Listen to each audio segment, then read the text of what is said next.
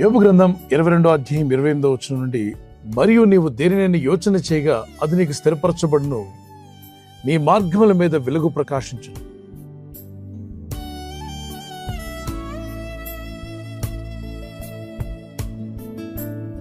పరిశుద్ధ గ్రంథంలో భక్తులు వారు చాలా విషయాలు యోచించినప్పుడు కొన్నిటిని దేవుడు నెరవేర్చాడు.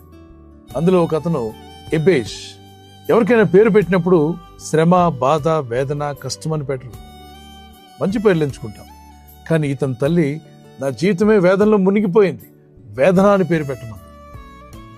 వేదన, దుఃఖము, బాధ అనేటువంటి అర్థం ఇచ్చేటువంటి పేరే ఎబేష్. ఈ ఎబేష్ ప్రార్థనలో ఒక యోచన చేస్తాడు. దేవుని యొద్దకు వెళ్ళి నేను మొరపెడతాను, ప్రభు నన్ను దీవిస్తాడు, ఆశీర్వదిస్తాడు అని ఒక ఆలోచనతో, ఓ దేవా నన్ను ఆశీర్వదించుము, నా సరిహద్దులు విశాలపరచుము, నీ చేతిని నాకు తోడుగా ఉండ దయచేయము, కీడును నాకు దూరం చేయమని ప్రార్థిస్తే దేవుడు అద్భుతంగా అతని ప్రార్థన విని ఆశ్చర్యమైన కార్యాలు జరిగిస్తాడు. ఈ ఎబ్బేజ్ అనే వ్యక్తి చేసిన యోచన దేవుడు స్థిరపరిచినట్టే కనిపిస్తుంది. అతను ప్రార్థన విన్నాడు, దేవుడు అతన్ని అంగీకరించాడు.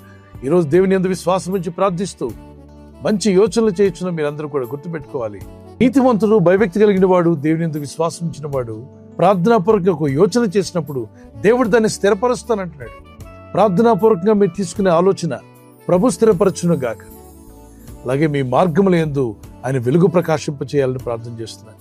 మనం వెళ్తున్న మార్గంలో, మనం చేస్తున్న పనిపాట్లలో దేవుని వెలుగు ప్రకాశించినట్లయితే తప్పనిసరిగా అభివృద్ధిని మీరు చూస్తారు.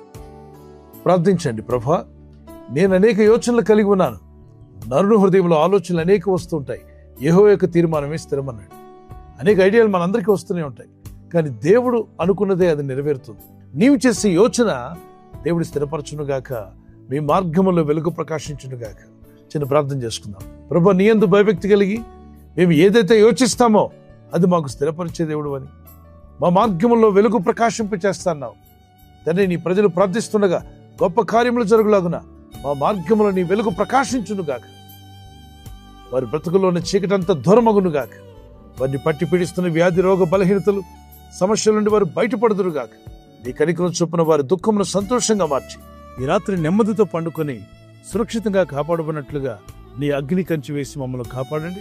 మీ చిత్తములో కొనసాగే కృప అందరికీ దయచేయమని యేసుక్రీస్తు ప్రశస్త నామములో అందరికీ చక్కని నిద్ర దయచేసి తెల్లవారు లేచి కృపను మాకిమ్మని క్రీస్తు యేసు నామములో అడిగి వేడుకుంటున్నామా పరలోకపు తండ్రి, ఆమేన్. God bless you. ఈ వాగ్దానం మీతోనే కాకుండా అనేకులకు షేర్ చేయడం మర్చిపోవద్దు. అలాగే ఈ యొక్క ఛానల్ సబ్స్క్రైబ్ చేసి ఇతరులతో కూడా చెప్పి సబ్స్క్రైబ్ చేయించండి. Good night. God bless you.